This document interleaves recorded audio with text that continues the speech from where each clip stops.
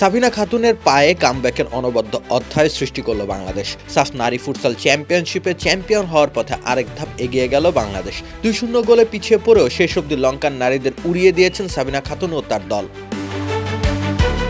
3 ম্যাচে 2 জয় নিয়ে এদিন শ্রীলঙ্কার বিপক্ষে মাঠে নেমেছিল বাংলাদেশ। অন্যদিকে নিজেদের প্রথম জয়ের সন্ধানে লঙ্কান নারী ফুটসাল দল সেই অন্বেষণের তীব্রতার শুরুতেই তারা এগিয়ে যায় 2-0 গোলে, কিন্তু এরপরই নিজেদের আক্রমণের গতি বাড়িয়ে দেন মাসুরা পারভিনরা। এদিনও দলের জয় এনে দিতে সামনে এগিয়ে আসেন সাবিনা খাতুন। পরপর 2 গোলে তিনি বাংলাদেশকে ফেরান সমতায়। প্রথম অর্ধে 2-2 গোলের সমতায় বিরতিতে যায় দুই দল। বিরতি থেকে ফিরে শ্রীলঙ্কাকে রীতিমতো কোণঠাসা করে ফেলে বাংলার মেয়েরা। সুমাইয়া মাতসুসিমা বাপায়ে বারের টপ কর্নার ভেদ করলে ম্যাচে লিড নেয় বাংলাদেশ। সে লিডার হাতছাড়া করেনি দলটি, বরং সময়ের সাথে সাথে বাড়িয়েছে। সাবিনা সুমাইয়ার পর স্কোরশিটে নাম তোলেন কৃষ্ণা রানী সরকার। সাবিনার বাড়ানো বলে লঙ্কান রক্ষণ ও গোলরক্ষকের ভুলে সহজ ট্যাপ ইন করে গোল পেয়ে যান কৃষ্ণা। দলের পক্ষে পঞ্চম গোলটা করেন Masura Parvin. Magic herbal toothpaste দূর করে দুর্গন্ধ সৃষ্টিকারী দাঁতের সমস্যা। ইয়েস, দেখাও তোমার ম্যাজিক।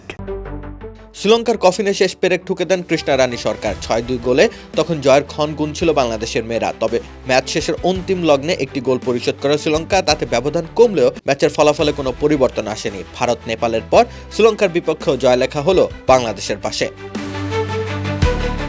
এই জয়সহ মোট 3 জয় ও 1 ড্র থেকে প্রাপ্ত 1 পয়েন্ট মিলিয়ে সবার উপরে এখন বাংলাদেশের অবস্থান। 10 পয়েন্ট নিয়ে ভারতকে পেছনে ফেলে চ্যাম্পিয়ন হওয়ার সম্ভাবনা আরও বাড়িয়ে ফেলল সাবিনা সুমাইয়ারা।